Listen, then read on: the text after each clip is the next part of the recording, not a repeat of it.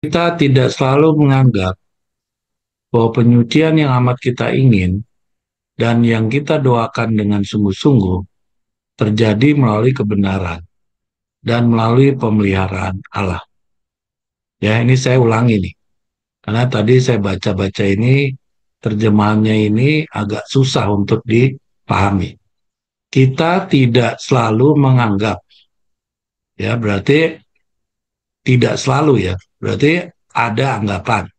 Jadi tidak selalu di sini berarti ada anggapan bahwa penyucian yang amat kita inginkan dan yang selalu kita doakan dengan sungguh-sungguh itu terjadi melalui kebenaran dan melalui pemeliharaan Allah.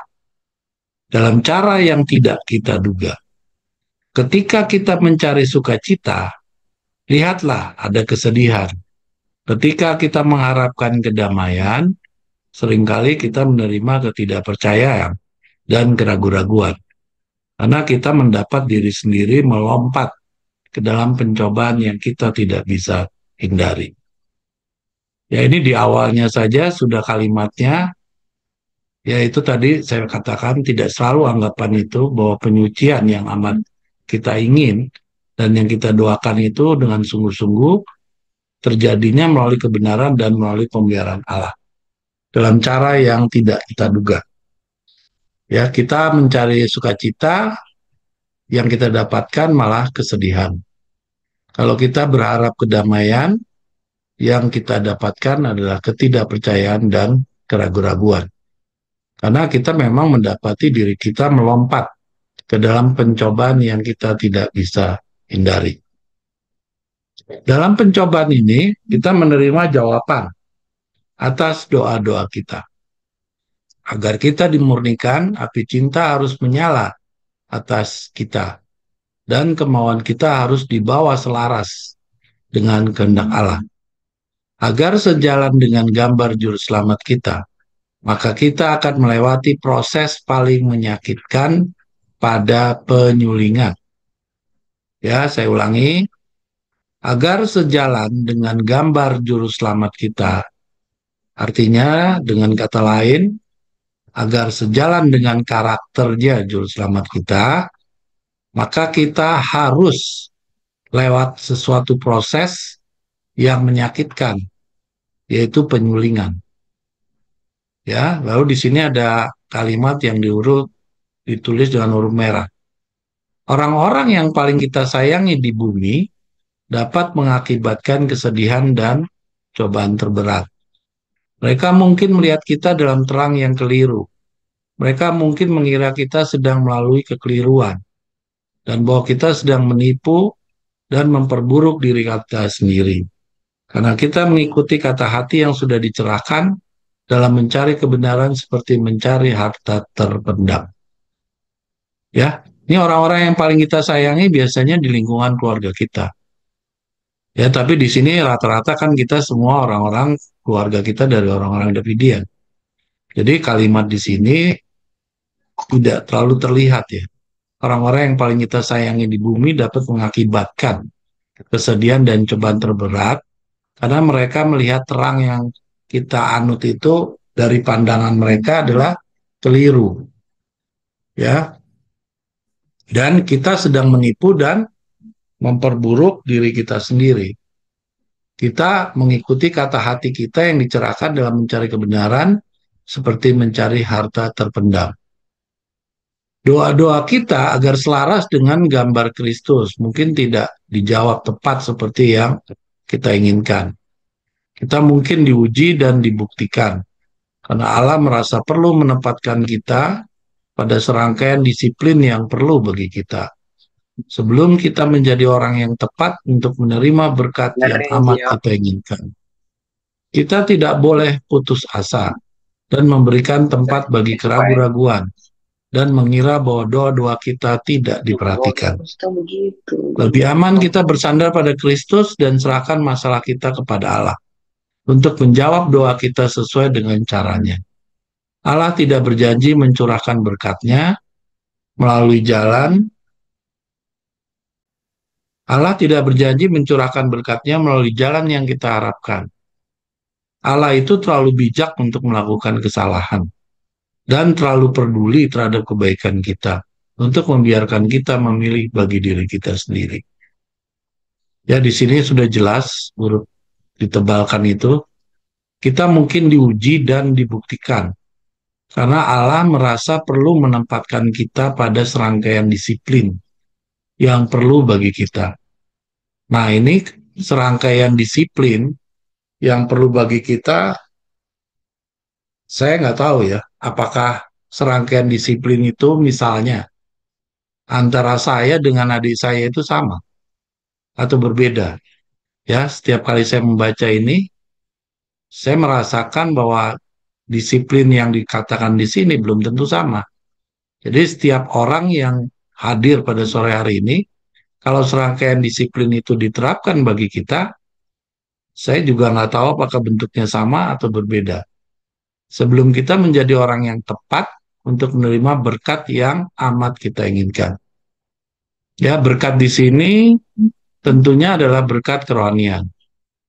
Ya, saya nggak tahu apakah berkat ini adalah berkat badani. Kita tidak boleh putus asa dan memberikan tempat bagi keraguan-raguan dan mengira bahwa doa-doa kita tidak diperhatikan. Ya, karena kebanyakan biasanya kalau kita komplain terkait doa-doa kita tidak diperhatikan, itu biasanya kita menuntut doa-doa kita kepada hal-hal yang bersifat badania, ya, bukan hal-hal yang bersifat kerohanian. Biasanya masing-masing kan kita diminta untuk menyampaikan seluruh masalah kita kepada Tuhan lewat doa. Ya, kita semua pasti melakukan itu. Ya, saya kadang-kadang sebagai pribadi, kalau saya lagi pusing, otak saya udah nggak bisa mikir lagi, itu saya kadang-kadang ngikutin orang Muslim, yaitu tengah-tengah malam gitu baru saya coba berdoa gitu. Dan coba meyakinkan diri saya sendiri untuk nggak putus asa dan memberi tempat bagi keraguan-raguan bahwa doa saya itu nanti dijawab atau tidak. Ya, karena tidak selamanya kita berdoa kepada Tuhan itu menyangkut hal-hal yang bersifat kerohanian. Kadang-kadang kita juga ada hal-hal yang bersifat badani yang kita sampaikan masalah kita kepada Tuhan. Ya, tapi di sini dikatakan lebih aman kita bersandar pada Kristus dan serahkan masalah kita kepada Allah untuk menjawab doa kita sesuai dengan caranya. Ya, artinya sesuai dengan caranya, ya sesuai dengan yang kita pelajari, yaitu terkait dengan pembenaran oleh iman. Jadi masing-masing tentu kita selalu berdoa, tapi masing-masing tata cara berdoa itu sudah ada ketentuannya, yaitu terkait dengan pembenaran oleh iman. Jadi masing-masing kita silakan kita merenungkan kepada diri kita masing-masing, apakah teori pembenaran oleh iman itu sudah kita jalankan dengan benar atau tidak. Kalau sudah kita yakini dan itu sudah kita jalankan dengan benar, maka harusnya kita tidak boleh putus asa dan memberi tempat bagi keraguan-raguan bahwa doa-doa kita tidak diperhatikan. Allah tidak berjanji mencurahkan berkatnya sesuai dengan jalan yang kita harapkan.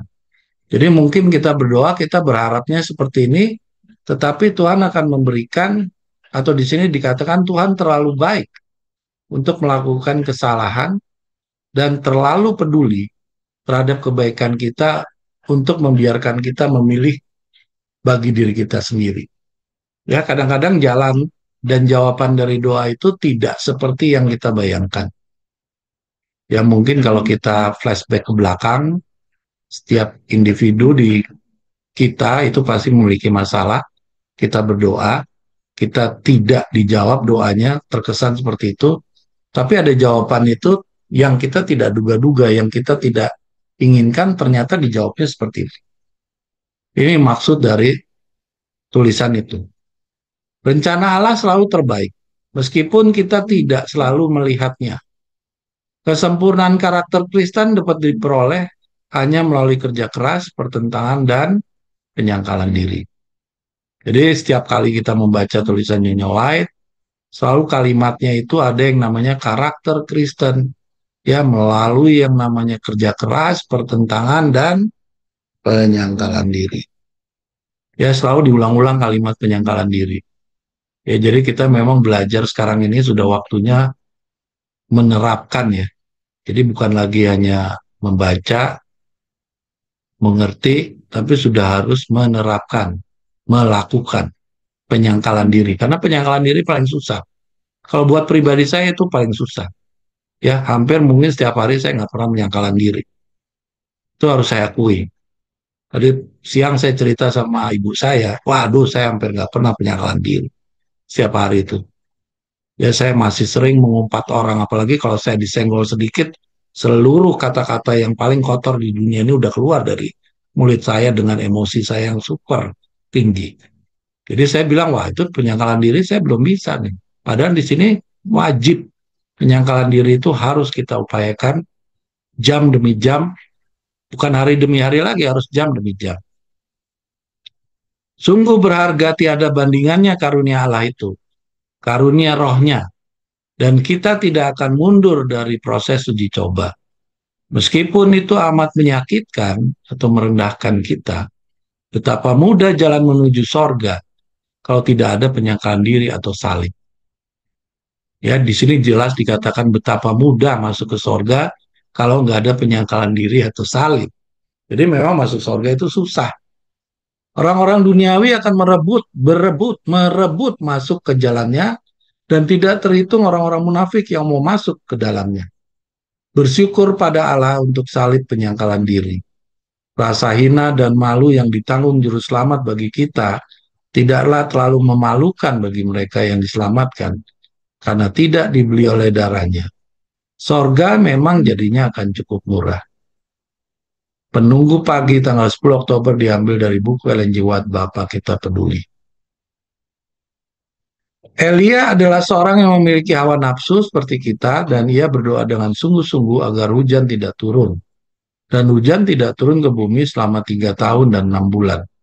Lalu ia berdoa pula, lalu langit menurunkan hujan dan bumi mengeluarkan buahnya. Yakobus 5 ayat 17 dan 18.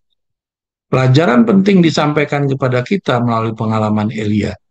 Ketika di Gunung Karmel, ia memanjatkan doa memohon hujan. Imannya diuji, tetapi ia bertekun menyampaikan permintaannya kepada Tuhan. Jika ia menyerah karena putus asa pada kali ke-6, doanya tidak akan terjawab. Tetapi ia bertekun sampai jawaban itu datang. Kita memiliki Tuhan yang tidak menutup telinga terhadap permohonan kita. Dan jika kita membuktikan firman-Nya, ia akan menghargai iman kita. Ia ingin agar semua kepentingan kita terjalin dengan kepentingannya. Dan kemudian ia dapat memberkati kita dengan aman. Karena kita tidak akan mengambil kemuliaan bagi diri sendiri ketika berkat itu menjadi milik kita, tetapi akan memberikan semua pujian kepada Tuhan. Tuhan tidak selalu menjawab doa kita saat pertama kali kita berseru kepadanya. Karena jika dia melakukan ini, kita mungkin menganggap bahwa kita berhak atas semua berkat dan kebaikan yang dia berikan kepada kita. Alih-alih menyelidiki hati kita untuk melihat apakah ada kejahatan yang kita lakukan, dosa yang kita lakukan, kita akan menjadi ceroboh dan gagal menyadari ketergantungan kita kepadanya dan kebutuhan kita akan pertolongannya. Ya, luar biasa ini, alinea ini. Di sini dikatakan ya, contohnya, itu tadi apa? Di atas itu Nabi Elia ya. Itu dia berdoa untuk memohon supaya hujan. Dan di sini dikatakan sampai kali ke-6. Ya, kalau dia menyerah dan putus asa, karena hujannya itu dia sudah doa 1, 2, 3, 4, 5, hujannya belum turun-turun. Ya, itu kan contoh yang diberikan oleh Nyonya White ini, itu inspirasinya ke kehidupan kita. Ya, kadang-kadang kan kita suka berdoa, 1, 2, 3, mungkin 4, 5, sampai 6, gak dijawab, yang terakhir ngamuk. Ya, jadi langsung kita marah gitu kan. Itu manusiawi lah menurut saya. Tapi kalau dari ajaran agama kita itu tidak manusiawi. Mungkin ada tata cara tadi yang soal berdoa itu yang kita tidak penuhi. Ya, tapi kalau kita lihat tulisannya Nyawait ini, dia ingin kepentingan kita terjalin semuanya dengan kepentingannya. Ya, jadi memang teori berdoa ini tidak berdoa seperti orang Kristen biasa yang melakukan doa ya. Tapi memang ada tata cara berdoa yang memang kita kita sudah diajarkan khususnya orang Davidian. Dan kemudian dia dapat memberkati kita dengan aman dan seterusnya yang tadi kita sudah baca. Ya, intinya adalah Tuhan tidak selalu menjawab doa kita setiap kali kita berseru kepadanya. Tapi dia akan memberi jawaban doa kita sepantasnya pada saat dia mau menjawabnya. Ya, itu yang membuat saya pas membaca tulisan ini, ya ada timbul rasa penyesalan kalau kita marah pada Tuhan karena doanya nggak dijawab. Ya, tapi itu kesaksian pribadi saya karena saya memang sering marah kalau doa saya nggak dijawab. Ya itu kesalnya bukan main gitu. Nah, di sini kita ambil tulisan Elia itu menjadi contoh buat kehidupan kita masing-masing. Elia merendahkan dirinya sampai dia berada dalam kondisi di mana dia tidak akan mengambil kemuliaan bagi dirinya sendiri. Inilah kondisi di mana Tuhan mendengar doa, karena saat itulah kita akan memberikan pujian kepadanya. Ya, ini bisa dibaca Elia merendahkan dirinya sampai dia berada dalam kondisi di mana dia tidak akan mengambil kemuliaan bagi dirinya sendiri. Baru pada saat itulah Tuhan mendengar doa dan memberikan pujian kepadanya. Kebiasaan memuji manusia adalah kebiasaan yang menghasilkan kejahatan besar. Seseorang memuji yang lain dan dengan demikian manusia dituntun untuk merasa bahwa kemuliaan dan kehormatan adalah milik mereka. Ketika Anda meninggikan manusia, Anda memasang jerat bagi jiwanya dan melakukan apa yang setan inginkan. Hanya Tuhan yang layak untuk dimuliakan. Ketika ia atau Elia menyelidiki hatinya, ia tampak semakin tidak berarti, baik dalam pandangannya sendiri maupun di hadapan Allah. Ia merasa bahwa ia tidak berarti apa-apa, dan bahwa Allah adalah segalanya. Dan ketika ia mencapai titik penyangkalan diri, sementara ia berpegang teguh pada juru selamat sebagai satu-satunya kekuatan dan kebenarannya, jawabannya pun datang. Seventh Day Adventist Bible Commentary 2035. Ini luar biasa ya. Ketika Elia menyelidik hatinya, ia tampak semakin tidak berarti, baik dalam pandangannya sendiri maupun di hadapan Allah. Ia merasa dia nggak punya arti apa-apa, dan bahwa Allah adalah segala-galanya. Dan disitulah dia mencapai titik penyangkalan dirinya. Jadi di situ dia mencapai titik apa namanya itu puncak dari penyangkalan dirinya. Sementara ia berpegang teguh pada juru selamat sebagai satu-satunya kekuatan dan kebenarannya. Jawabannya pun datang. Oke, ini masih ada di bawahnya. Ya, itu ayat renungan yang namanya ayat renungan. Jadi setiap tulisan Nyonya White itu, menurut saya tulisan itu dibuat mungkin sudah berapa ratus tahun yang lalu. Tapi semua itu setelah kita baca ulang. Mungkin waktu dulu-dulu masih kita kecil ya, tulisan ini biasa-biasa aja dibaca juga. Aduh, ini artinya apa sih? Kayaknya biasa-biasa aja gitu. Tapi sekarang ini tulisan ini menjadi sangat bermakna. Ya, itu menjadi refleksi kepada diri kita sendiri. Apakah kita sudah melakukan penyakalan diri atau pada saat dulu mungkin 20 tahun yang lalu, 30 tahun yang lalu dibaca tulisan ini ya biasa-biasa aja. Penyakalan diri juga kita tidak pernah melakukan karena ya hanya sekedar membaca. Ya, sekarang sudah betul-betul semua tulisan ini memukul ya kepada pribadi kita apakah kita sudah melakukan itu atau belum. Itu yang bisa saya sampaikan. Terima kasih.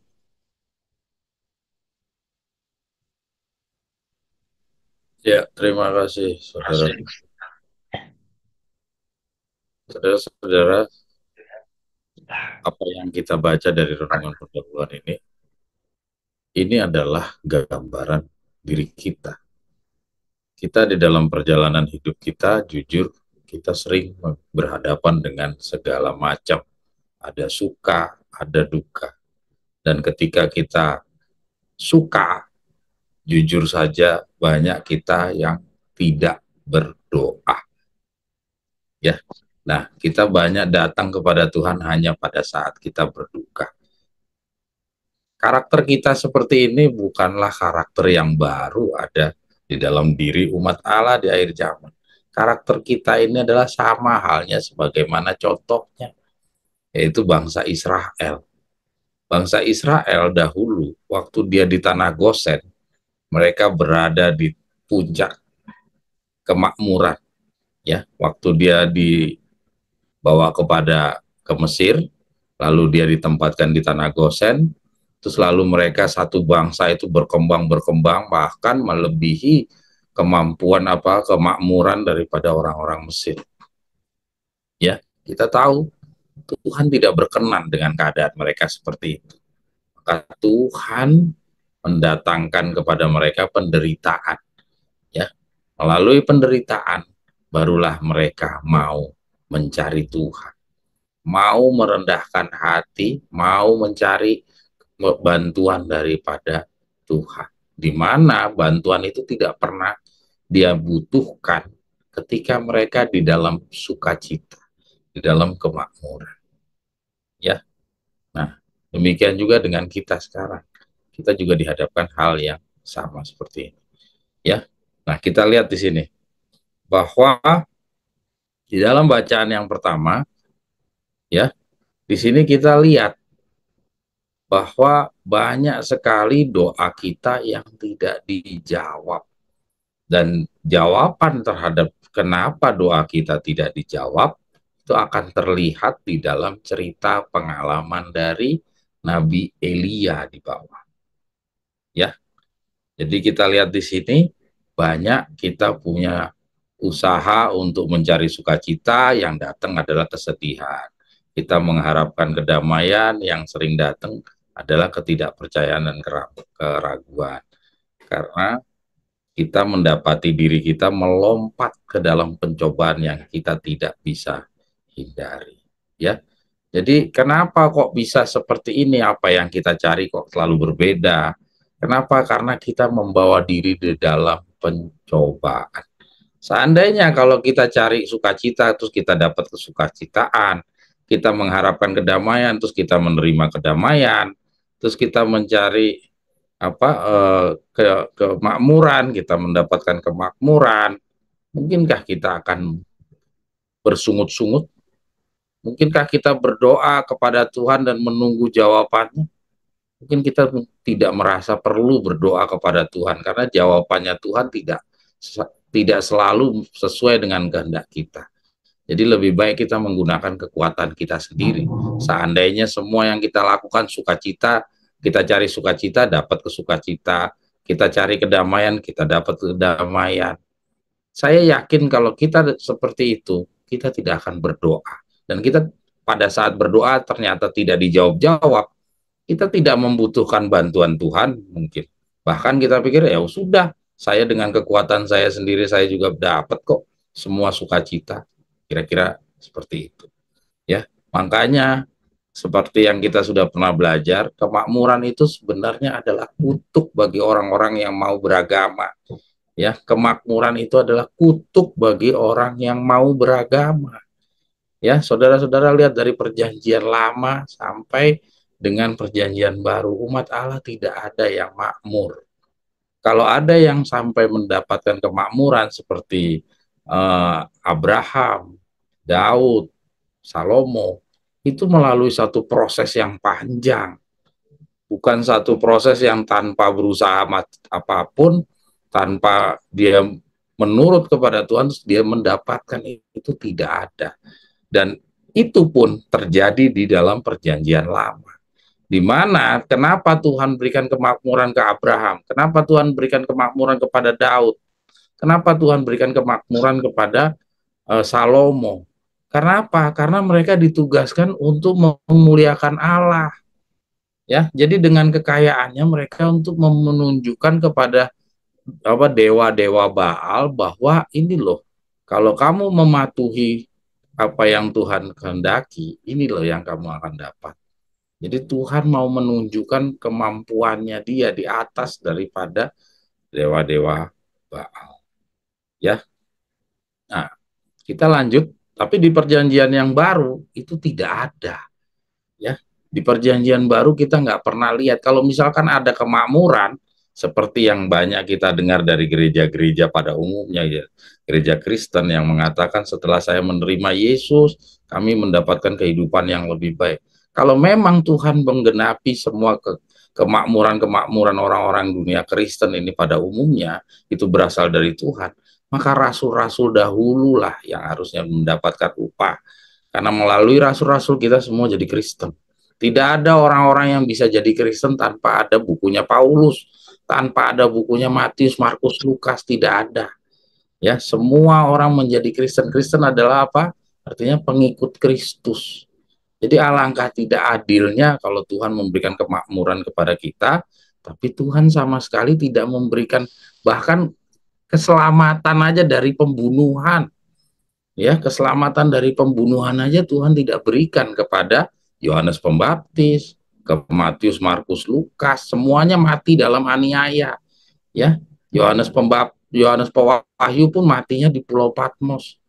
Alangkah tidak layaknya kematian-kematian mereka, seakan-akan mereka orang-orang yang benar-benar pelanggar hukum kematiannya.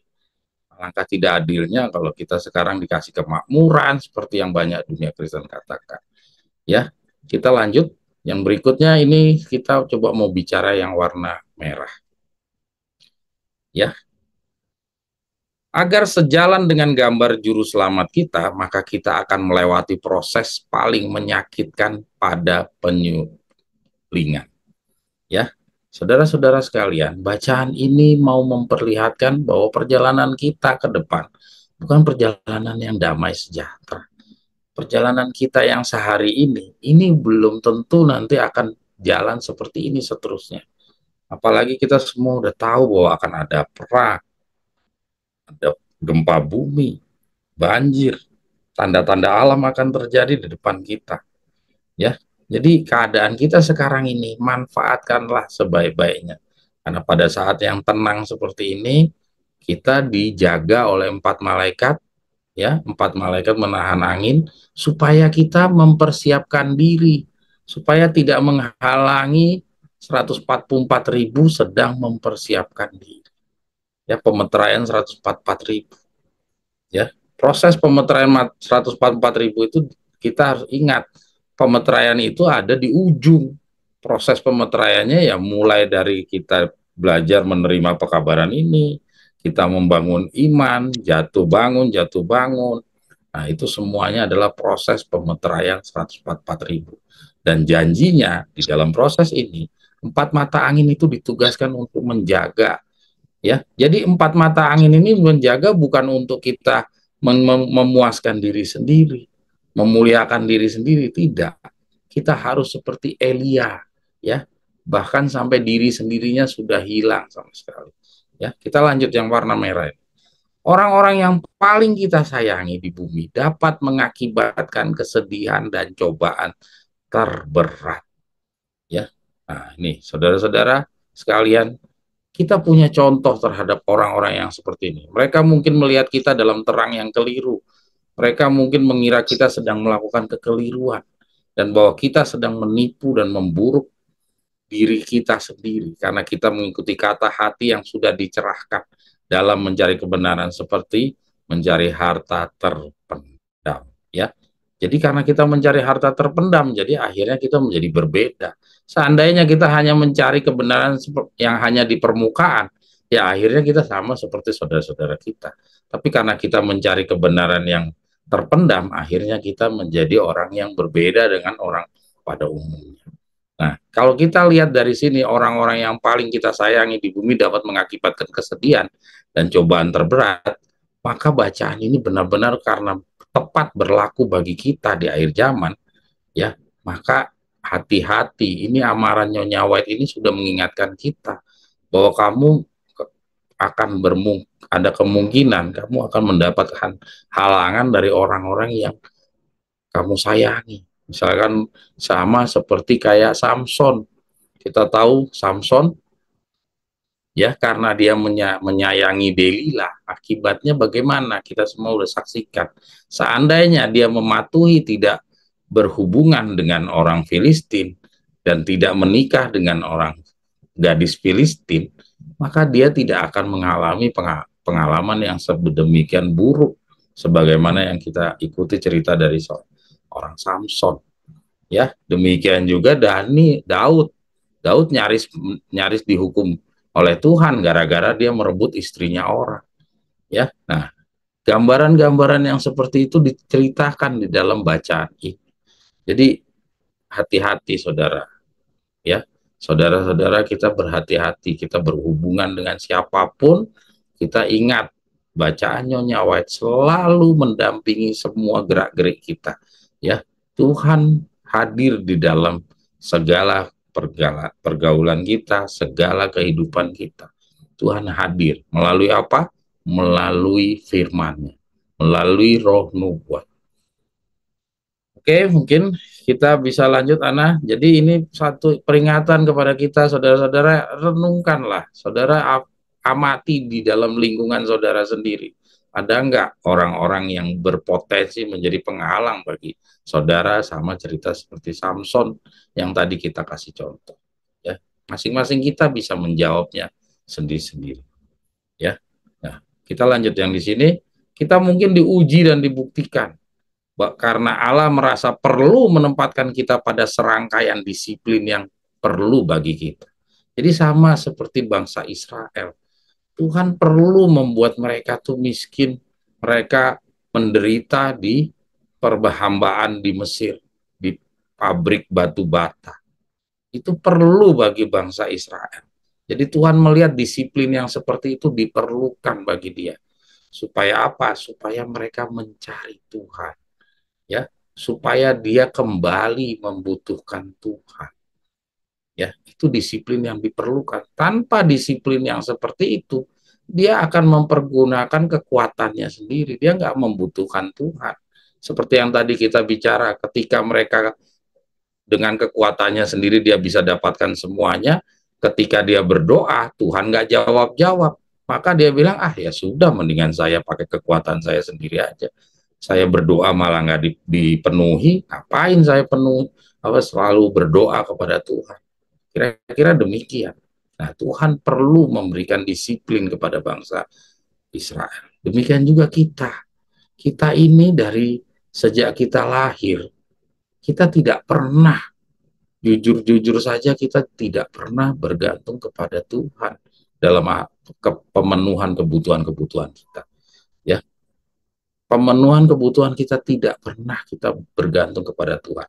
Kita hanya di dalam lip sync lidah kita aja selalu mengatakan, Tuhan, kami berserah kepada Tuhan, kami bergantung kepada Tuhan. Tapi pada prakteknya kita menggunakan kekuatan kita.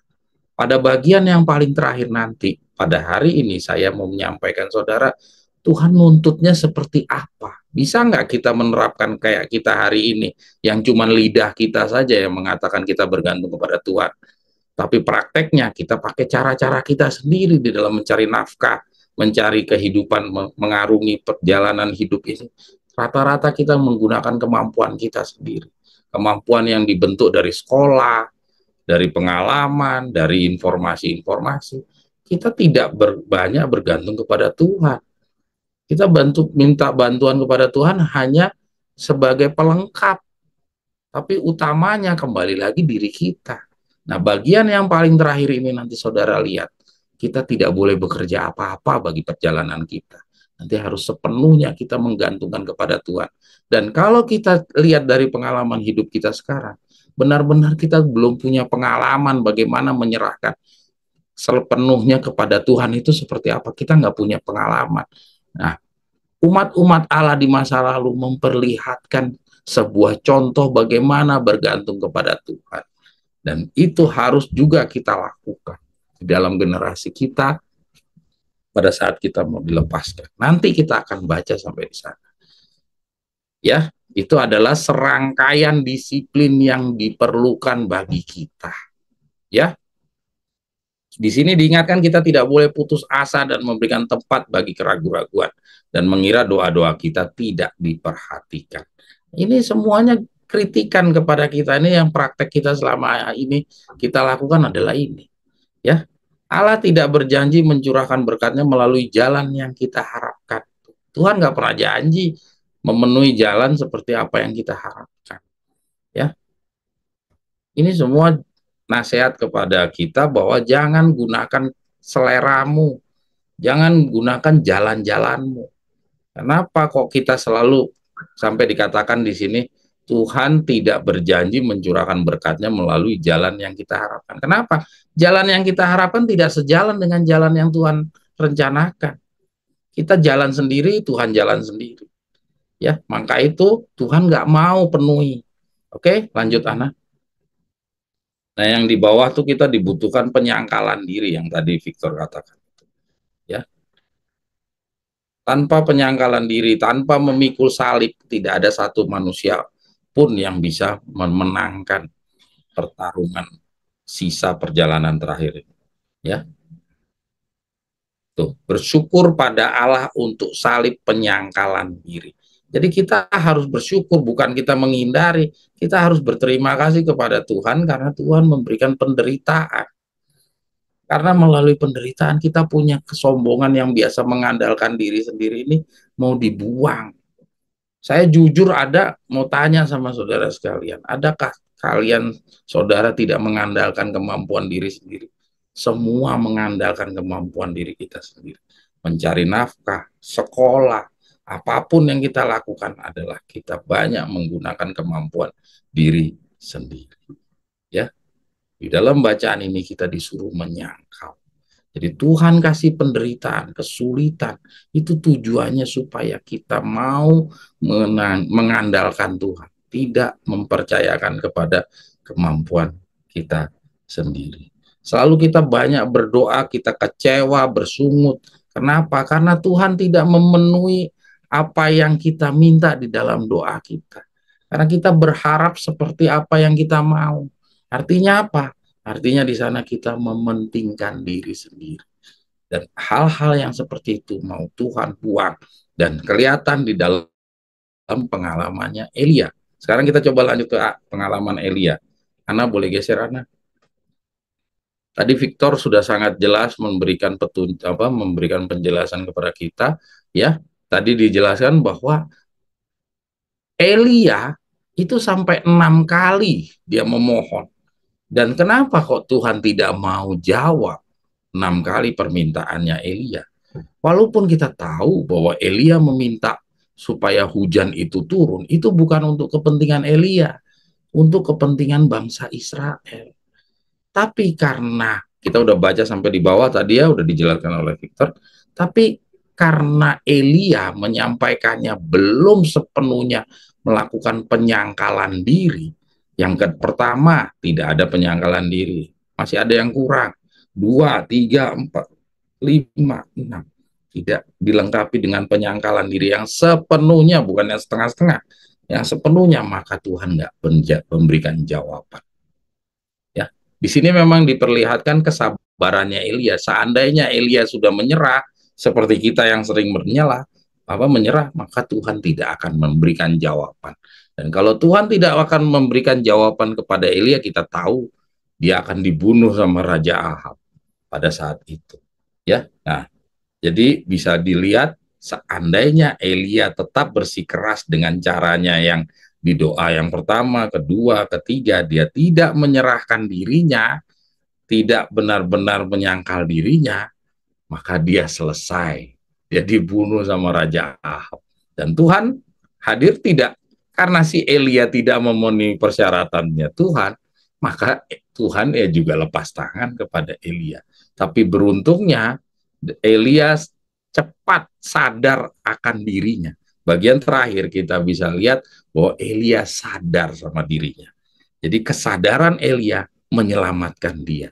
Ya, jadi dari pelajaran ini, marilah kita mengambil kesimpulan bahwa kesadaran dari dalam diri kita lah yang membantu kita untuk bisa kita menjadi layak di hadapan Tuhan.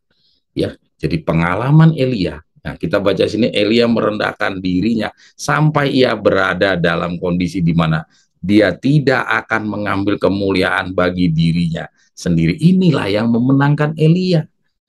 Ya, saudara-saudara, kita ini kebanyakan meninggikan diri.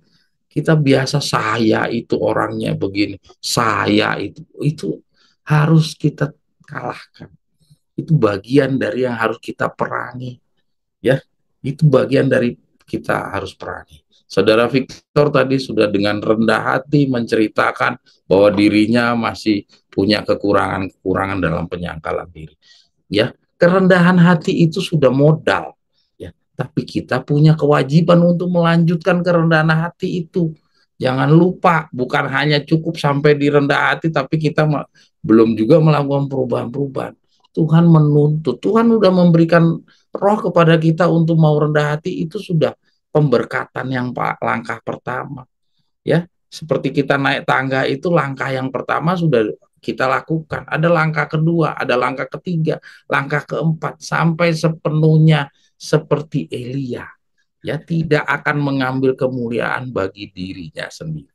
Kalau seperti tadi contoh yang Victor tunjukkan, kita semua juga banyak yang sama seperti itu. Ketika kita emosi, kita naik, kita marah, kita membela diri. Kalau kita membela diri, artinya kita tidak memuliakan Allah, kita memuliakan diri kita sendiri. Nah, inilah bagian yang harus kita koreksi. Ya, disinilah bagian-bagian yang kita harus kenali diri kita. Kita harus sadari kekurangan kita, sama seperti Elia. Sudah hampir 6 kali, dia udah hampir selesai itu. Tapi untung Elia rendah hati. Mau merendahkan hatinya, terus lalu dia belajar bagaimana meninggalkan manusia lamanya. Dia belajar kegagalan 6 kali memohon ini kenapa kok bisa tidak terjawab. Dan dia mengevaluasi dirinya dengan cepat. Ya, dia tidak nunggu orang lain yang menegur dia. Dia tidak nunggu ada orang Elisa mengingatkan dia. Tidak perlu, dia sadar dari dirinya sendiri. Ya. Nah, ini satu pembelajaran bagi kita. Kebiasaan memuji manusia adalah kebiasaan yang menghasilkan kejahatan besar. Nah, ini bacaan ditunjukkan kepada kita. Dan kita adalah Elia akhir zaman. Ya, maka pengalaman cerita Elia ini, ya, kita udah lihat tuh, kebiasaan memuji manusia adalah kebiasaan yang menghasilkan kejahatan yang besar. Kenapa kok dibilang kejahatan yang besar? Bunuh orang tidak, kan? Gak ada orang yang kita bunuh dari memuji manusia, memuji diri sendiri seperti tadi yang kita mempertahankan, kita tersenggol, kita langsung naik darah, emosi, ya. Itu sebuah kejahatan yang besar. Kenapa? Karena dengan itu kita membinasakan diri kita sendiri. Kita yang sebenarnya Tuhan sudah memberikan langkah-langkah pertobatan, langkah-langkah keselamatan, kita udah dikasih hukum upacara, kita udah dikasih pelajaran sampai sejauh ini bisa mengetahui gulungan-gulungan kebenaran yang orang lain nggak tahu. Tapi karena kita hancur di dalam terus berada di dalam mempertahankan diri sendiri, memuliakan diri sendiri, ini adalah sebuah kejahatan yang besar. Ya, ini satu pelajaran dari pengalaman Elia mengoreksi kita. Mari kita bangun, kita benahi, kita selidiki diri kita sendiri. Mari kita baca yang di bawah ya. Ketika ia menyelidiki hatinya, tuh, bukan menyelidiki orang lain. Ya, sekali lagi kita menyelidiki diri kita sendiri, bukan menyelidiki orang lain. Dengan dia menyelidiki dirinya sendiri, maka dia bisa melihat kenapa kok 6 kali saya berdoa kok nggak dapat jawaban. Dan akhirnya dari situlah Elia bisa mengatasi kelemahannya. Sehingga pada titik penyangkalan diri, dia berhasil. Ya, dan jawabannya pun datang. Coba bisa kita lihat betapa Tuhan itu pasif di dalam cerita ini. Tuhan itu benar-benar pasif. Tuhan nggak datang, malaikatnya bisik ke Elia, Elia kamu benahi ini, kamu udah hampir 1 kali lagi, kamu udah selesai kamu. Ya, Elia, angka 7 itu angka mutlak loh. Kalau kamu sampai di angka ke-7 sudah selesai kamu. malaikat nggak ada yang datang. Yesus juga tidak bisa bisikkan kepada telinganya Elia, tapi Elia yang bangun sendiri.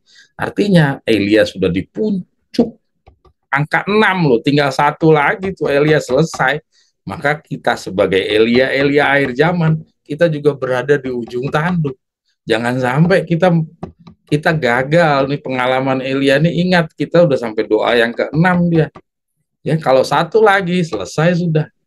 Ya, ingat, ini satu peringatan kepada kita.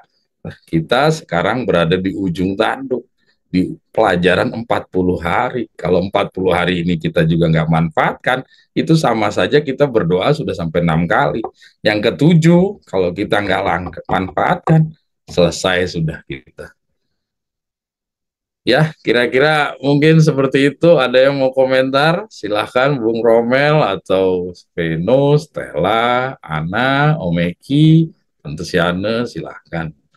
Ini pengalaman-pengalaman kita semua nih. Kita sering berdoa tuh, sering merasa tidak terjawab. Ya, Hah? Iya, mungkin saya ada sedikit ya. Halo? Ya, ya, silakan, silakan. Iya. Iya, seperti yang tadi ya. eh, Terkadang kita merasa bahwa Allah itu memiliki kasih ya di dalam memberikan pertolongan begitu. Padahal di dalam bacaan itu dikatakan bahwa Allah itu eh, terlalu bijak ya di dalam untuk melakukan kesalahan. Jadi Allah itu tidak pernah salah ya. Dikatakan di situ Allah terlalu bijak ya untuk melakukan Ya, kesalahan. betul. Jadi terkadang kita mengira bahwa kok kenapa ada yang diberkati, ada yang tidak. Kita belajar dari peristiwa sejarah kisah bangsa Israel itu, kalau mereka menurut janji Allah, kalau mereka itu menurut hukum, mereka itu akan diberkati. Ternyata ada juga orang-orang yang kesusahan di dalam kalangan bangsa Israel. Kalau kita telusuri bangsa Israel itu, kehidupan bangsa Israel itu, jadi bukankah kesejahteraan itu kepada satu bangsa ya, kalau mereka itu setia, kok anehnya itu ada orang-orang susah di dalam bangsa itu sendiri. Jadi ternyata setelah kita pelajari, di situ kita diajarkan untuk saling memenuhi, saling membutuhkan. Artinya yang memiliki kelebihan itu dia akan menopang yang berkekurangan itu, sehingga yang mengumpulkan banyak tidak berkelebihan dan yang mengumpulkan sedikit tidak berkekurangan. Jadi memang ya, terkadang saya itu berpikir begini, saya dapat ini saya makan sendiri. Padahal saya punya saudara-saudara, ada yang mungkin kekurangan, padahal itu dibutuhkan, mereka butuhkan uluran tangan kita makan sendiri. Nah, jadi memang akhirnya kita merasa bahwa kita sendiri jadi kita merasa bahwa orang-orang yang itu mereka karena kurang setia, jadi mereka padahal bukan. Mereka berdoa-berdoa, tapi mungkin mereka diberikan ujian seperti itu, seperti bacaan tadi, bahwa sementara kita berpikir bahwa seperti saya berpikir saya ini makan lengkap dengan ini, walaupun tidak sesuai dengan pelajaran-pelajaran kita memenuhi kebutuhan tubuh harus makan ini. Tapi saya berpikir bahwa saya tidak pernah lapar, saya berpikir saya sudah benar sendiri. Nah, itu. Padahal jadi saya mengira bahwa orang-orang yang dalam kesusahan itu mereka tidak benar, padahal mungkin mereka diuji seperti begitu. Ya gitu. Jadi saya kembali berpikir, apakah saya ini benar? Ternyata saya belum tentu benar juga. Jadi saya terkadang dulu itu saya mengukur bahwa saya bekerja ini diberkati, saya ini berarti saya ini sudah benar sendiri. Ternyata menurut bacaan kita harus dimiskinkan, kita harus menerima kesusahan-kesusahan itu. Seperti tadi yang bacaan itu, orang-orang Israel dulu itu seperti Abraham, bapak kita, itu diberi kelimpahan, kemudian itu ternyata kita hanya jadi kalau kita itu tidak kita itu kesusahan, berarti kita bukan umat Allah. Padahal memang benar ya, kalau kita pakai itu sebagai ukuran, berarti kita salah. Iya, saya banyak kali pakai itu sebagai ukuran bahwa kalau kita diberkati, kita punya usaha diberkati, berarti kita benar-benar adalah sudah benar lah janji keselamatan pasti kita miliki, karena setiap kita minta ini diberikan. Ternyata menurut pelajaran kita harus ada melalui ujian-ujian, kita harus disuling, disaring, nah melalui penderitaan, nah dihina-hina dulu. Kalau kita bilang seperti tadi Bung Ren bilang, orang-orang luar itu, orang Kristen itu mereka punya kesaksian kalau ikut Yesus diberkati, perubahan terjadi. Nah, memang benar kalau kita pakai itu sebagai ukuran, maka semua dunia Kristen ini benar semua. Kalau itu sebagai ukuran. Menurut bacaan kita harus memang akan mendapat kesulitan-kesulitan. Jadi saya juga berpikir, saya punya kesulitan nanti seperti bagaimana. Kemarin-kemarin itu kesaksian itu saya dijatuhin, saya direndahkan, hasil kayak itu tidak bagus, akhirnya saya terpakainya. Saya bilang begini, ini padahal saya ahli loh di bidang pekerjaan saya itu, tapi memang ya ketika pelajaran ini saya mendapat seperti itu. Kalau dulu itu ingin sekali membalas lah ke orangnya, kamu ini bilang saya ini orang profesional, saya amat dicemarkan begitu. Tapi saya teringat pelajaran, saya diam saja, saya bilang ini mungkin waktunya ini saya diajak untuk sabar ini, menghadapi ini, karena ini bagian dari 40 hari. Jadi saya tenang saja. Nah, kalau dulu ini saya sudah jadi mungkin begitu. Jadi kira-kira bagaimana ya saya bagi saudara saya yang mungkin hidup berpasangan, tetangga tetap kita, saudara yang bekerja itu terkadang mereka tidak cukup berperan.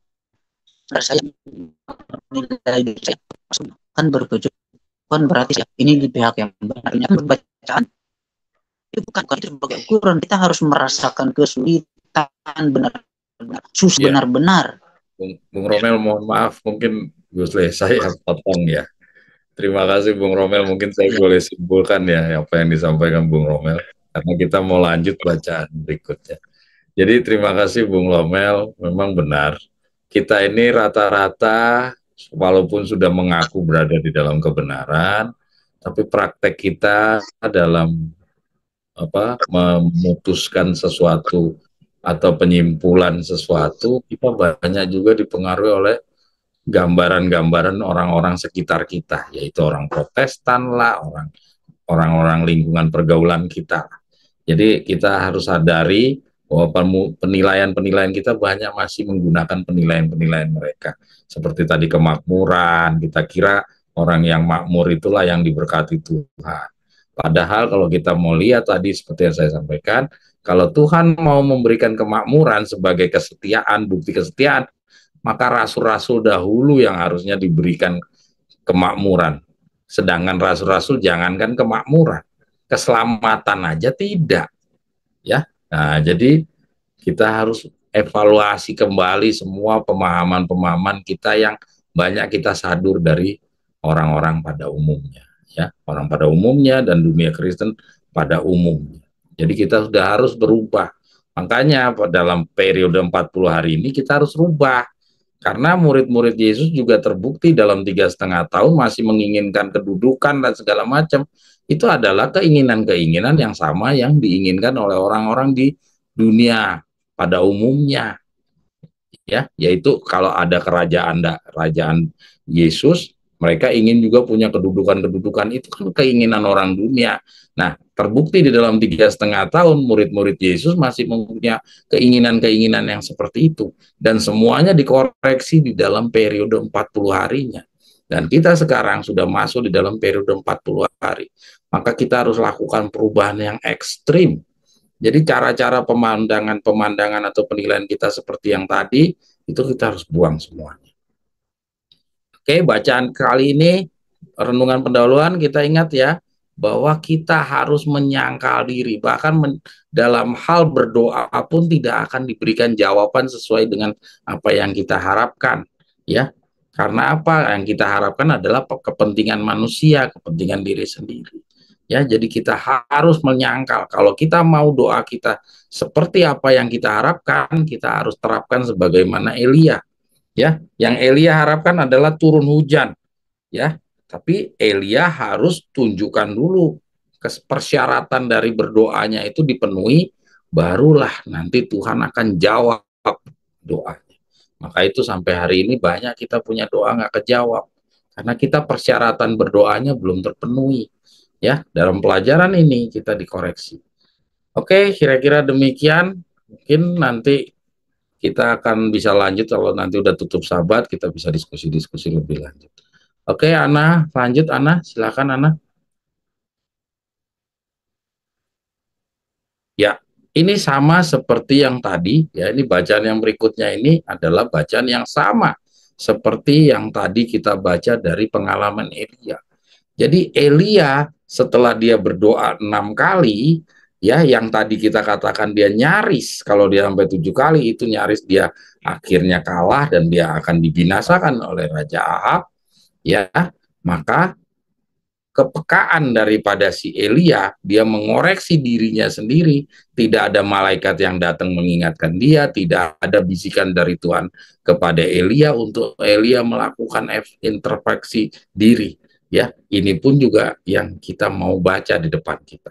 Ya, ini juga yang dituntut daripada kita sekarang. Kita 40 hari bukan tugas kita untuk mengoreksi orang lain, tapi koreksi diri sendiri. Mari kita baca. Nasihat Ellen G. White tentang perlunya diri kita peka dan memeriksa hatinya sendiri. Ya. Bacaan yang pertama adalah otot dan urat kerohanian. Berbahagialah orang yang bertahan dalam pencobaan, sebab apabila ia sudah tahan uji, ia akan menerima mahkota kehidupan yang dijanjikan Allah kepada barang siapa yang mengasihi dia. Ya, jadi artinya di sini ada pencobaan yang kita akan hadapi. Ya, jadi seperti yang tadi juga Bung Romel udah komentar bahwa memang perjalanan kita ke depan ini bukan perjalanan yang damai sejahtera seperti impian kita manusia. Ternyata banyak pencobaan-pencobaan. Dan pencobaan-pencobaan ini tadi kita udah baca bahwa itu disiplin yang diperlukan. Ya, itu adalah sebuah disiplin yang diperlukan. Ya, jadi jangan berharap bahwa perjalanan ke depan ini akan damai, mulus tanpa ada kesulitan terus kita langsung menerima kerajaan Daud bagi kita. Tidak. Tidak ada satu umat Allah yang di dalam perjalanannya untuk sampai menang itu tidak ada pencobaan, tidak ada ujian, tidak ada kesulitan, aniaya, itu tidak ada. Bahkan Yesus sendiri ya memperlihatkan bagaimana dia harus berjuang sampai dia menang. Ya, apalagi kita mau berjuang untuk serupa dengan Yesus, maka pengalaman Yesus, salibnya kita pun harus kita bawa. Sebagaimana Yesus membawa salibnya, kita juga harus membawa salib kita. Mari kita baca. Pada masa pencobaan, kelihatannya kita kehilangan pandangan kenyataan bahwa Allah menguji kita agar iman kita dicoba dan didapati patut mendapat pujian dan penghormatan dan kemuliaan pada waktu Yesus menampakkan diri kelak.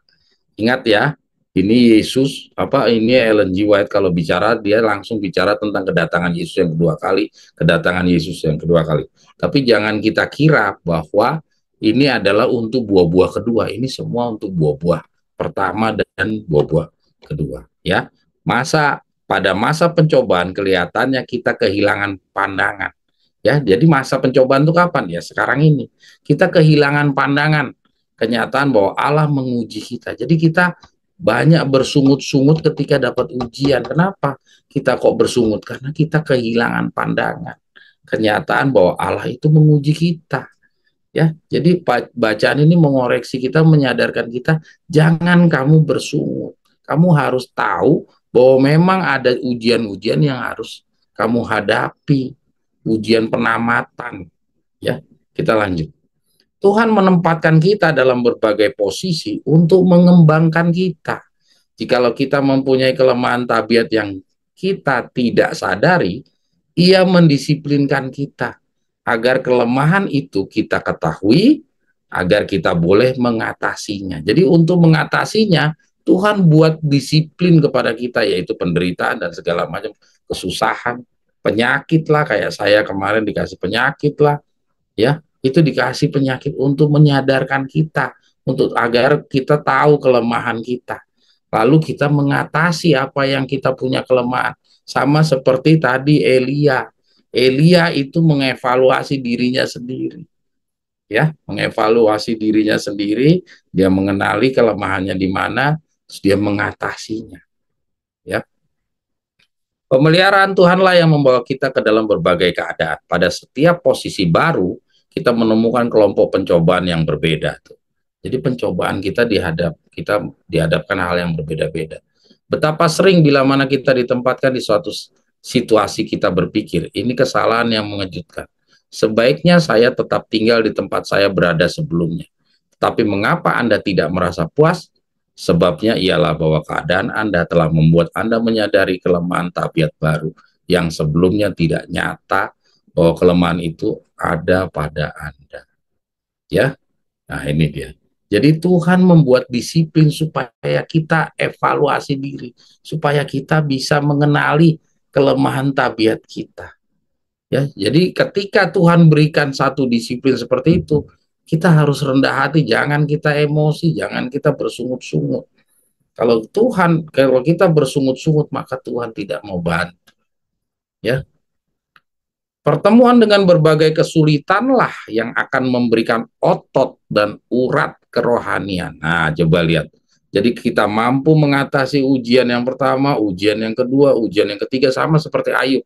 Ya, Ayub tidak ada pengeluhan, ya, Ayub menerima, itu memberikan kekuatan kepada si Ayub.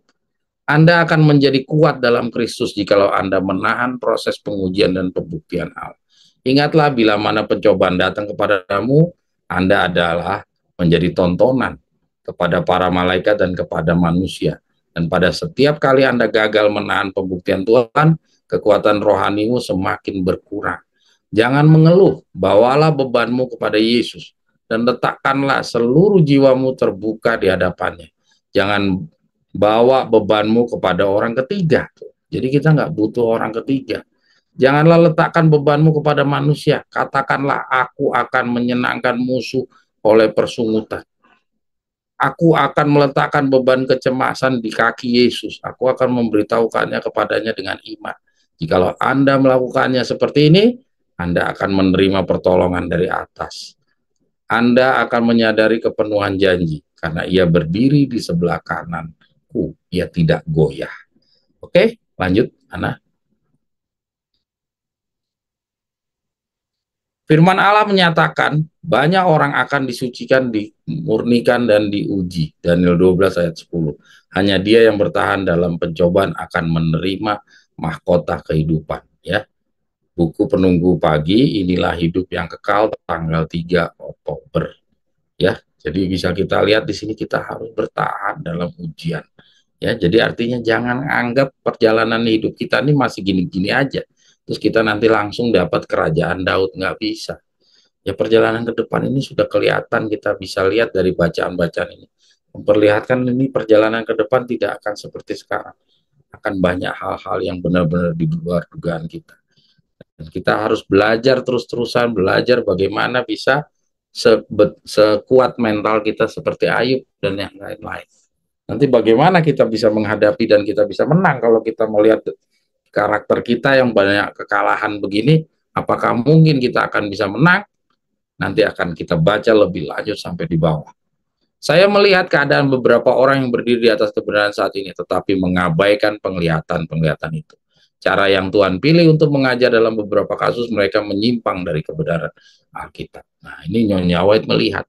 Saya melihat bahwa dalam menentang penglihatan itu, mereka tidak menentang alat-alat yang lemah yang Allah gunakan untuk berbicara, ya, tetapi menentang Roh Kudus. Nah, jadi lihat di sini, di dalam periode yang paling terakhir ini, yang mengingatkan saudara semua, ya, yang mengingatkan saya, mengingatkan Victor, mengingatkan saudara Romel dan teman-teman semua, adalah alat-alat yang lemah yang Allah gunakan untuk berbicara. Ya, kalau alat-alat yang lemah ini kita tolak, ya, artinya alat-alat yang lemah ini siapa? Yaitu Harun.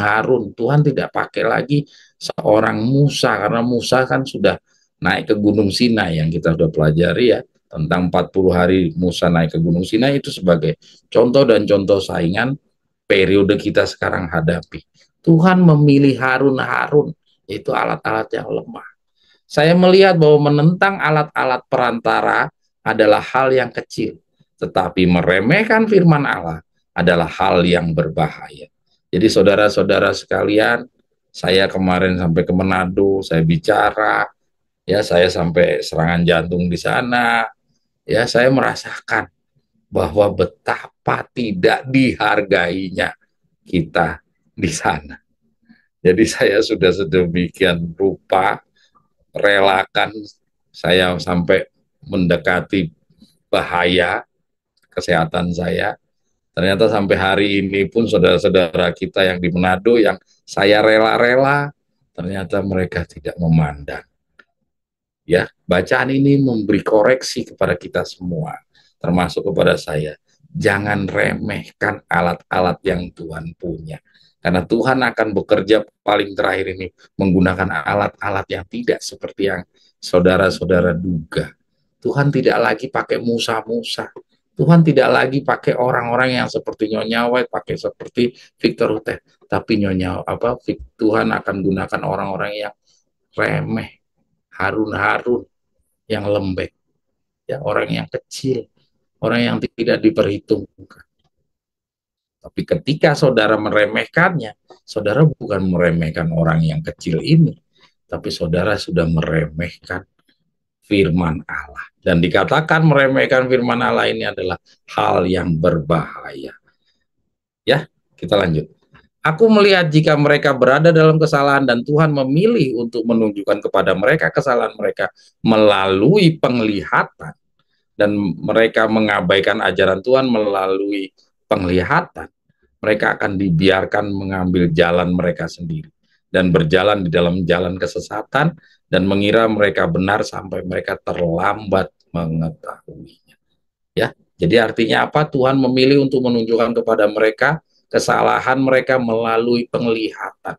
Jadi saudara-saudara, jangan kita baca Nyonya White, kata-kata Nyonya penglihatan ini, artinya alat-alat yang remeh tadi, alat perantara yang adalah hal yang kecil, yang dianggap kecil itu, nanti orang-orang ini dikasih hayal, dikasih seperti penglihatan, seperti Nyonya White di dalam hayal, bukan. Ya, kita baca dari referensi tulisan Nyonya White yang lainnya, bahwa penginjil gembala guru ini nanti akan dikasih talenta untuk menyelidiki, sama seperti yang Tuhan kasih talenta kepada Victor Hutef. Ya, Victor Hutef bekerja caranya berbeda dengan cara Ellen G. White. Kalau Ellen G. White dikasih hayal, Victor Hutef dikasih kemampuan untuk menyelidiki, menggali, ya, menggali yang dalam. Demikian juga penglihatan yang diceritakan di sini itu adalah penglihatan dari kemampuan menggali, menyelidiki dari alat-alat yang sederhana. Ya. Kemudian pada waktu kesesakan aku mendengar mereka berseru kepada Tuhan dalam kesusahan. Mengapa engkau tidak menunjukkan kepada kami kesalahan kami? Nah, ini orang-orang yang menyombongkan diri tadi, yang menolak orang-orang yang kecil yang datang kepada dia. Sehingga kami dapat memperoleh kebenaran dan bersiap-siap untuk saat ini. Lalu seorang malaikat menunjukkan kepada mereka dan berkata, Bapakku mengajar, tetapi kamu tidak mau diajar.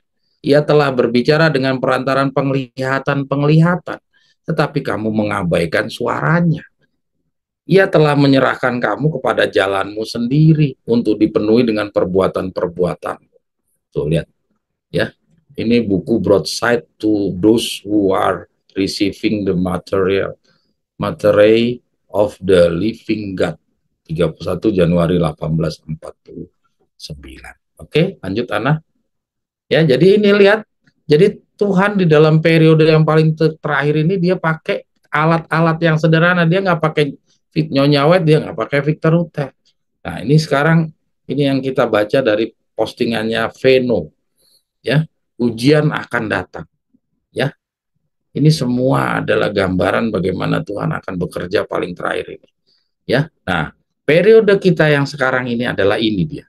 Mari kita baca. Karena ia tidak dengan rela menindas dan tidak mendukakan anak-anak manusia, ya. Kita lihat seakan-akan tadi di pengalamannya Elia berdoa sampai 6 kali, Tuhan diam, ya. Kalau sampai dia 7 kali salah lagi, itu Tuhan juga akan tetap membiarkan Elia binasa karena dibunuh sama Raja Ahab.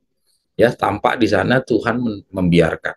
Tapi di sini dijanjikan kepada kita, periode kita, ya, ia karena ia tidak dengan rela menindas dan tidak mendukakan anak-anak manusia. Ini janji Tuhan kepada kita. Ya, kita mungkin agak lebih beruntung daripada Elia karena Tuhan sudah memberikan janji. Tapi janji ini ada syarat yang harus kita penuhi. Ya, di dalam periode kita ini adalah periode apa? Periode mencari kematian, tetapi kematian melarikan diri daripadanya. Ya, berbeda dengan periode yang di masa lalu, di zaman rasul-rasul. Kematian, mereka mencari kematian, tapi kematian memang menemui mereka. Dalam periode kita dijanjikan bahwa kita mencari kematian, tetapi kematian melarikan diri daripada kita. Ini janji Tuhan, dan syaratnya harus kita penuhi. Bapa Surgawi kita tidak dengan sengaja menindas atau mendukakan anak-anak manusia. Tuhan tidak dengan sengaja. Tuhan punya misi, ya, menindas atau mendukakan anak-anak manusia itu tujuannya untuk, yaitu tadi, untuk kebaikan si umat Allah sendiri. Ya, dia memilih tujuannya dalam angin puyuh dan badai, dalam api dan dalam banjir. Tuhan mengizinkan malapetaka datang kepada umatnya untuk menyelamatkan mereka dari bahaya yang lebih besar. Ya, ya. Jadi artinya Tuhan sadar bahwa mereka ini masuk malapetaka, kesulitan, itu berada di dalam bahaya yang kecil, supaya Tuhan biarkan supaya dia bisa terbebas dari bahaya yang lebih besar. Ini janji Tuhan. Dia ingin setiap orang memeriksa hatinya sendiri. Nih, saya kasih warna merah, saudara-saudara sekalian. Dia ingin setiap orang memeriksa dirinya sendiri dengan seksama dan hati-hati.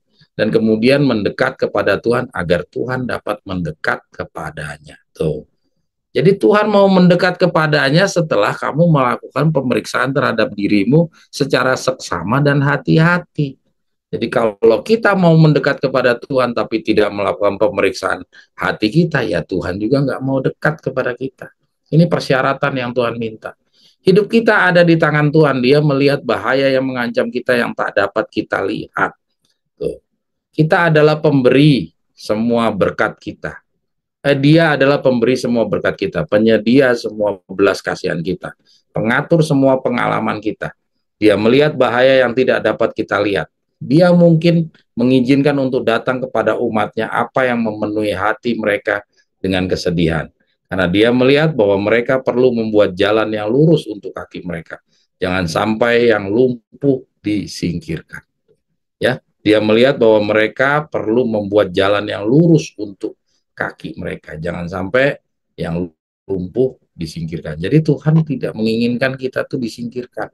Ya, dia melihat bahwa mereka perlu membuat jalan yang lurus. Jadi kalau jalan kita bengkok, Tuhan dorong kita untuk supaya jalan kita lurus. Jangan sampai yang lumpuh pun disingkirkan.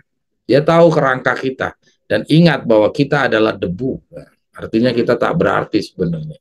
Bahkan rambut kepala kita pun dihitung. Dia bekerja melalui sebab-sebab alami untuk menuntun umatnya agar mengingat bahwa dia tidak melupakan mereka. Tapi dia menghendaki mereka menanggalkan jalan yang jika mereka dibiarkan mengikuti tanpa kendali dan tanpa teguran akan membawa mereka ke dalam bahaya yang besar. Ya, jadi kalau misalkan seperti tadi kita contoh dari renungan pendahuluan, ketika kita berdoa kita ingin A, ingin B, tapi Tuhan ngasihnya C, bisa D, kita bersungut-sungut. Padahal itu adalah jalan yang lebih baik. Kamu dihindarkan dari sebuah bahaya yang besar. Kalau Tuhan berikan A dan B seperti yang kita inginkan, kamu akan terjerumus ke dalam bahaya yang besar. Tuhan lebih melihat apa yang ada di depan yang kita tidak bisa melihat. Pencobaan datang kepada kita semua untuk menuntun kita menyelidiki hati kita, untuk melihat tuh, ya. Coba lihat. Jadi sama seperti bangsa Israel dibawa di dalam perhambaan, di dalam pabrik-pabrik batu bata. Itu supaya apa? Supaya dia mau menyelidiki hatinya dia sendiri untuk melihat apakah hati kita telah dimurnikan dari segala sesuatu yang menajiskan. Ya, kita coba baca di sini. Untuk membuat kita mau menyelidiki hati kita dan mau melihat kekurangan diri kita, ya Tuhan tidak berikan kekayaan. Karena melalui kekayaan itu malah membutakan mata kita. Tapi Tuhan untuk membuat kita mau menyelidiki hati kita, mengoreksi diri kita, mau mengevaluasi diri kita, caranya adalah membuat pencobaan, membuat suatu penderitaan. Jadi penderitaan itu adalah sarana cara Tuhan untuk menyadarkan kita. Ya, bukan kekayaan. Kekayaan itu tidak bisa membuat kita mau mengevaluasi diri. Kekayaan itu membuat kita malah tambah jauh daripada Tuhan. Karena kita nggak membutuhkan Tuhan jadinya. Karena kita mengandalkan kekuatan kita sendiri. Ya, mari kita evaluasi bahwa penderitaan yang kita akan hadapi di perjalanan ke depan itu adalah berkat bagi kita. Kalau kita dapat penyakit, dapat kesusahan, aniaya, kita ingat bacaan-bacaan ini bahwa oh ini semua adalah cara Tuhan untuk membuat saya mengevaluasi diri. Ada yang kurang di dalam diri kita. Ya, apakah hati kita telah dimurnikan dari segala sesuatu yang menajiskan? Tuhan senantiasa bekerja untuk kebaikan kita, baik saat ini maupun di masa yang mendatang. Hal-hal yang tampaknya tak terjelaskan terjadi. Tapi jika kita percaya kepada Tuhan dan menantikannya dengan sabar, merendahkan hati kita di hadapannya, dia tidak akan membiarkan musuh menang. Tuhan akan menyelamatkan umatnya dengan caranya sendiri. Dengan cara dan sarana sedemikian rupa sehingga kemuliaan akan kembali kepadanya. Hanya kepadanya pujian itu. Jadi pujian itu hanya untuk Tuhan, bukan untuk kita. Setiap jiwa yang diselamatkan harus mengambil bagian bersama Kristus dalam penderitaannya. Tuh, lihat ya, saya kasih warna merah. Jadi artinya kita harus jalani penderitaan. Ya mungkin hari ini kita belum, tapi hari ke depan sudah pasti. Karena kalau kita mau menang, kita harus hadapi penderitaan. Tapi kalau saudara sampai perjalanan nanti sampai di 2027, loh kok saya nggak ada penderitaan? Kok saya biasa-biasa aja? Loh kok saya tambah hari tambah makmur? Loh kok hidup saya tambah nyaman? Loh tambah enak, tambah dihormati, tambah disanjung-sanjung. Wah hati-hati saudara, bukan saudara merasa besar kepala bahwa Tuhan telah memberkati saudara. Saudara hati-hati, artinya Tuhan tidak mau pakai saudara. Kalau sampai saudara nggak ada pengalaman hidup perjalanan Anda, nggak ada ujian, nggak ada pencobaan, mulus-mulus sampai di 2027, ingat-ingat bahwa artinya Anda tidak digubris sama Tuhan. Tuhan tidak memandang saudara, Tuhan tidak mau gunakan saudara. Ya. Jadi kalau saudara menderita, itu sebagai bukti bahwa Anda sedang lagi dipergunakan oleh Tuhan. Sedang didisiplinkan sama Tuhan. Agar ia dapat mengambil bagian bersama dia dalam kemuliaannya. Betapa sedikit yang mengerti mengapa Allah menguji mereka. Saya besarkan tuh betapa sedikit. Ya, marilah kita berjuang menjadi yang sedikit itu. Karena yang banyak tidak mengerti. Ya, yang sedikit yang mengerti. Ya, siapa yang sedikit yang mengerti? Yaitu artinya orang-orang yang sudah merendahkan hatinya seperti Elia tadi. Melalui pencobaan iman kita memperoleh kekuatan rohani. Tuh, jadi kekuatan rohani itu datang dari pencobaan, bukan kemakmuran. Jangan kita kira kalau saya tambah kuat, tambah ekonomi saya bagus, wah kerohanian saya jamin saya akan lebih baik. Itu menyalahi hukum Tuhan. Itu hukum manusia mungkin. Tuhan ingin mendidik umatnya untuk bersandar sepenuhnya kepadanya. Nah, pencobaan-pencobaan itu mendorong kepada kita supaya bersandar sepenuhnya kepadanya.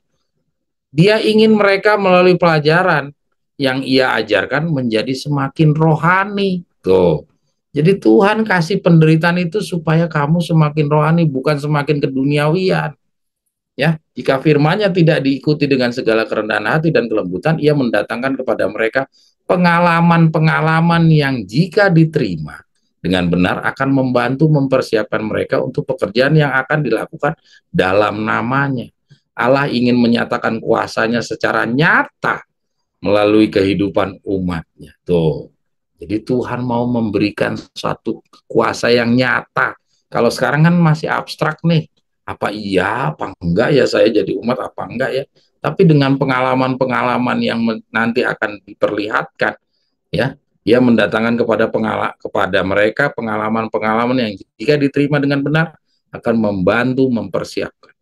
Jadi kita harus terima kalau kita dapat kesusahan. Ya, ini bacaan benar-benar ini ul 65 ul ini apa nih? Saya kurang tahu nih. Si Veno yang tahu. Allah mempunyai suatu maksud dalam setiap penderitaan. Nah, ini kita baca lagi. Boleh digeser? Saudara-saudara yang kekasih, janganlah kamu heran akan nyala api siksaan yang datang kepadamu sebagai ujian. Seolah-olah ada sesuatu yang luar biasa terjadi atas kamu. Sebaiknya bersukacitalah. Nah, coba kita lihat ayat ini. Ini belum ada Nyonya White-nya aja, dari ayatnya aja kita disuruh sukacita dengan penderitaan.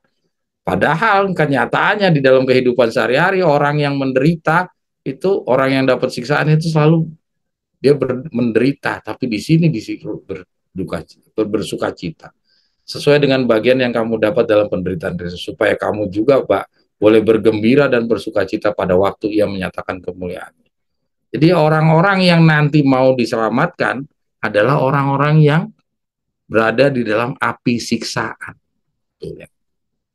Jadi berbeda jauh dengan pandangan umum. Pandangan umum orang-orang yang nanti menyambut Yesus adalah orang-orang yang dibikin makmur, orang-orang yang bahagia di dalam kehidupan sehari-hari, yang merasakan kehadiran Yesus di dalam bisnisnya, di dalam kehidupannya, damai sejahtera. Mereka ngira itulah yang akan menyambut Yesus. Salah, kebalik, bahwa orang-orang yang berada di dalam api siksaan, ya, sebagai ujian, inilah orang-orang yang akan menyambut pada saat Yesus datang secara tiba-tiba ke kamarnya. Jadi orang-orang yang penderita, orang-orang yang teraniaya, bukan orang-orang yang bahagia, bukan orang-orang yang lagi dia pucuk kedudukan, ya, puncak kemakmuran, bukan. Ya, kita baca terus. Pada suatu sore seorang pria merasa amat tertekan oleh penderitaannya yang berat sedang berjalan di sebuah kebun, di mana ia mengamat-amati sebatang pohon delima yang hampir terpotong terlepas dari batangnya. Nah, coba kita lihat ini. Ini dia kasih sebuah contoh dari sebuah pohon. Dengan amat terheran-heran ia menanyakan kepada pemilik kebun itu mengapa pohon itu sampai demikian. Lalu ia menerima jawab yang memberi kepuasan kepada hatinya yang luka itu. Tuhan, kata pemilik kebun itu, pohon ini biasanya bertunas dengan amat lebatnya sehingga tidak berbuah sama sekali kecuali daun saja. Saya ditugaskan menebang pohon itu dengan cara seperti itu. Dan setelah pohon itu hampir terpotong sama sekali, mulailah ia berbuah. Saudara-saudara sudah mendapatkan poin yang disampaikan oleh Nyonya White di sini. Jadi perlu si pohon ini dipotong sedemikian rupa menderitanya nih pohon delima ini. Ya, barulah dia berbuah. Tanpa dipotong sedemikian rupa, si pohon ini tetap cuma mengeluarkan daun saja. Dia tidak berbuah. Walaupun kelihatannya sehat, tapi dia nggak mengeluarkan buah. Tetapi ketika dibuat penderitaan kepada pohon ini, barulah dia keluar buahnya. Jadi, ya, jadi dari sini kita bisa lihat seperti yang kita baca yang di bagian atas tadi. Penderitaan itu adalah sebuah sarana untuk membangunkan si pohon ini, ya, supaya pohon ini sadar bahwa kamu punya kewajiban untuk berbuah. Ya, untuk bisa pohon ini berbuah harus dibuat penderitaan kepada pohon ini. Tanpa ada penderitaan kepada pohon ini, ya, dibuat dia tetap senang dengan keadaannya, dia hanya mengeluarkan daun saja. Duka kita tidaklah timbul dengan sendirinya. Dalam setiap penderitaan Allah mempunyai suatu maksud demi kebaikan kita. Setiap pukulan yang menghancurkan sesuatu yang didewakan, Setiap kebijaksanaan yang melemahkan pegangan kita pada dunia dan mengikat kasih sayang kita lebih erat kepada Allah adalah suatu berkat. Pembabatan itu mungkin sakit rasanya untuk sementara waktu, tapi setelah itu menghasilkan buah kebenaran yang suka damai. Saya kasih warna merah, saudara. Sama kayak pohon delima tadi. Kita harus menerima dengan ucapan syukur apa saja yang akan menghidupkan batin, meninggikan pikiran, dan meluhurkan hidup. Carang-carang yang tidak berbuah harus dipotong dan dilemparkan ke dalam api. Nah, saudara-saudara, seperti yang kita sudah pernah pelajari, kalau mata kirimu mengganggu, potong buang, cungkil. Kalau kakimu mengganggu, tanganmu mengganggu, potong buang. Nah, ini sama dengan carang-carang yang dari pohon ini. Ya, marilah kita bersyukur karena dengan perantaran pembabatan kita dapat memperoleh hubungan dengan pokok anggur yang hidup. Karena jikalau kita menderita bersama-sama dengan Kristus, kita juga akan memerintah bersama-sama dengan Dia. Ujian berat yang sangat membebani iman kita dan membuat seolah-olah Allah telah meninggalkan kita adalah untuk memimpin kita lebih dekat kepadanya. Saya kasih warna merah, saudara, ya. Seolah-olah Allah telah meninggalkan. Sama kayak tadi, Elia. Sudah sampai doa yang ke-6, tinggal satu lagi, itu dia selesai. Seolah-olah Tuhan nggak hadir, malaikat nggak ada yang datang. Yesus, Tuhan juga tidak berbisik kepada dia, memberikan support. Ya, itu seolah-olah Tuhan nggak hadir dalam pengalaman Elia. Nah, pengalaman yang sama akan terjadi dalam diri kita. Seolah-olah Tuhan tuh nggak hadir dalam penderitaan kita. Nanti kesusahan Yakub, itu kita akan mengalami hal yang sama seperti Yesus. Yesus di dalam pengalamannya mengucapkan Eli, Eli sabatani. Maka kita juga akan mengalami hal yang sama. Seolah-olah Tuhan telah meninggalkan kita. Ya, kita adalah untuk meninggalkan kita adalah untuk memimpin kita lebih dekat kepadanya. Coba betapa sulitnya kita mengerti pikirannya Tuhan. Agar kita dapat meletakkan segala beban kita dekat kepada kaki Kristus dan Ia akan memberikan pengalaman damai kepada kita sebagai gantinya. Allah mengasihi dan menjaga makhluk ciptaannya yang paling hina sekalipun. Bila kita ragu-ragu kasihnya kepada kita, ini merupakan hinaan padanya tuh. Jadi kita nggak boleh ragu, kita harus percaya.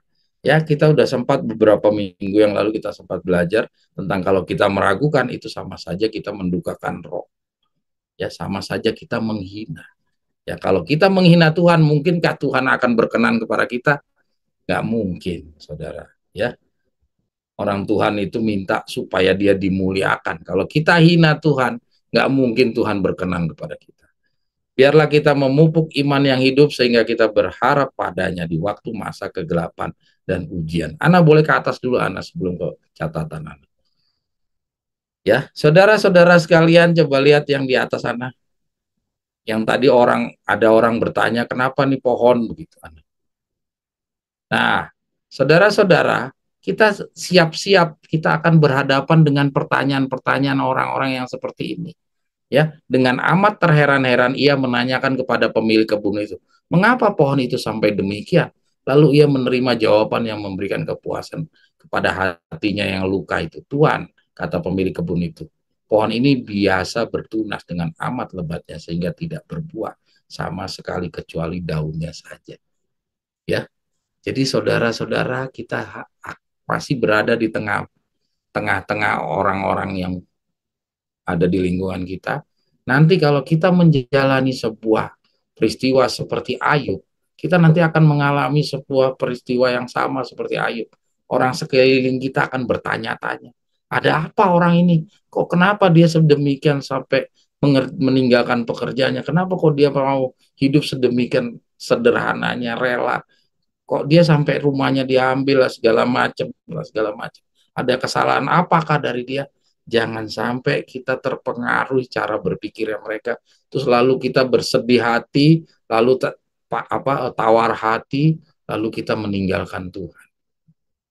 Ya, jangan kita sampai kebawa pikiran orang-orang yang bertanya di sekeliling kita. Ya, seperti Ayub ditanya, apakah kamu agamamu salah? Kenapa kok kamu evaluasi, ada yang salahkah di dalam perilaku kehidupanmu? Saudara silakan baca cerita Ayub. Ya, Untung Ayub tidak terpengaruh dengan pikiran-pikiran orang itu. Dan kita juga diingatkan jangan sampai kita terpengaruh oleh pikiran-pikiran orang-orang yang bertanya seperti itu. Oke, Ana, lanjut Ana. Ya, dari beberapa cerita-cerita yang barusan kita baca, ya, sekarang kita coba langsung ke bagian bawah Ana. Ini tahu-tahu aja waktu udah sampai di 5:30 ya. Oke, Ana paling bawah aja. Nah, nanti silakan saudara baca sendiri catatannya ya. Tuh. Ya, ini dia.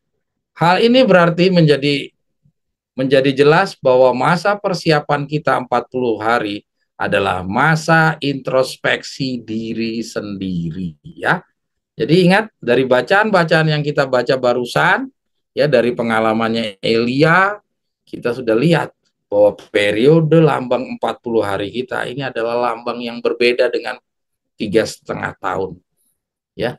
3,5 tahun kita masih pakai cara-cara orang dunia menilai-nilai ya, masih menginginkan kedudukan, masih menginginkan harta artinya ya, masih memandang lebih unggul daripada orang lain ya. Nah, di dalam lambang 40 hari ini dari yang kita barusan baca jelas sekali bahwa kita harus mengintrospeksi diri kita sendiri ya. Jadi jangan Anda lakukan lagi apa yang sudah Anda lakukan di 3,5 tahun. Jangan Anda pelihara kekurangan-kekurangan saudara. Kalau saudara sudah punya langkah pertama tadi, yaitu menyadari kelemahan diri kita, maka beranjaklah kepada langkah yang kedua, langkah yang ketiga, langkah keempat, dan seterusnya. Ya, yaitu apa? Langkahnya adalah introspeksi diri. Jadi bukan kita mempertahankan kekurangan-kekurangan itu. Ya, oke, Anda coba ke atas dulu.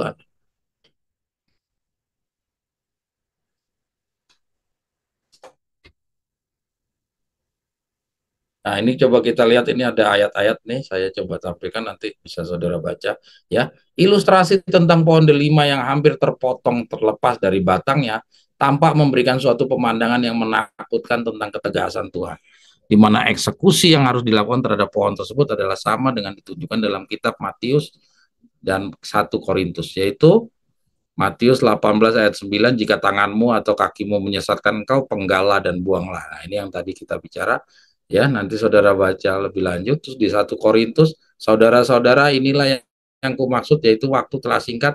Karena itu dalam waktu yang masih sisa ini orang-orang yang beristri harus berlaku seolah-olah mereka tidak beristri. Pendeknya orang-orang yang Anda boleh geser nah.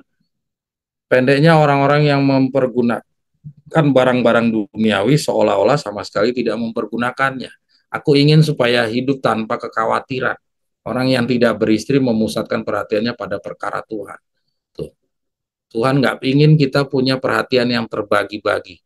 Ya, semua ini kukatakan untuk kepentingan kamu sendiri, bukan untuk menghalang-halangi kamu dalam kebebasan, supaya kamu melakukan apa yang benar dan yang baik dan melayani Tuhan tanpa gangguan. Tuh ya. Jadi saudara-saudara sekalian, inilah yang kita sudah sama-sama pelajari, bahwa kita harus meninggalkan pekerjaan kita. Ya, seperti yang kita udah pelajari, bahwa bagaimana pohon delima ini, segala sesuatu yang menghalangi pohon delima ini bisa berbuah, itu harus dipangkas, ranting-rantingnya harus dibuang. Sama seperti yang di 1 Korintus, sama yang di Matius. Ya, jadi periode kita sekarang, periode 40 hari kita jauh berbeda dengan periode 3,5 tahun.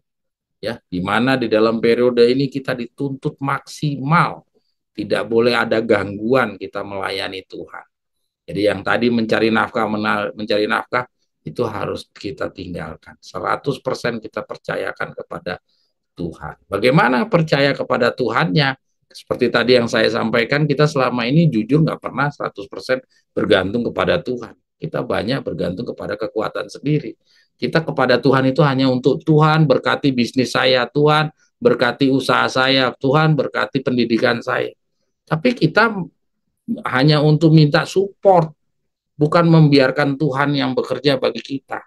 Tapi di dalam periode yang 40 hari ini kita disuruh berhenti semuanya supaya kita bisa 100% melayani Tuhan. Wow, bagaimana ini caranya? Bagaimana kita nanti makan, bagaimana kita hidup, bagaimana kita bisa memenuhi kebutuhan kita sehari-hari. Ini semuanya yang menjadi ketakutan kita semuanya. Oke, lanjut Ana.